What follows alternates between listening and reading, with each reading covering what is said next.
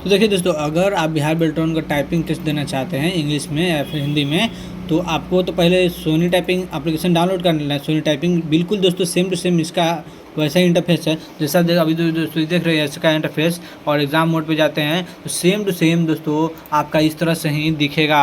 इस तरह से आपको दिख रहा होगा, यहाँ पर टाइमिंग दिखाएगा, यहाँ पे जो लेसन है वो दिखाएगा, और यहाँ पर टाइमिंग स्टार्ट हो जाएगा जैसे करेंगे। सेम टू सेम दोस्तों ऐसा ही आएगा, और जैसे एकदम लो वर्ड।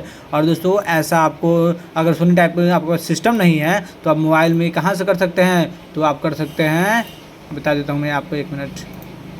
इसको क्लोज करते हैं, इसको क्लोज करते हैं। आपको चले जाना है क्रोम में। क्रोम में जाने के बाद यहाँ पे देख लीजिए टाइपिंग बाबा। टाइपिंग बाबा क्या है, टाइपिंग बाबा के यहाँ पे देख लीजिए टाइपिंग टेस्ट पे जैसे क्लिक करेंगे तो आप हिंदी में यहाँ पे देखिए हिंदी मंगल फॉन्ट, यहाँ से आप कर सकते हैं।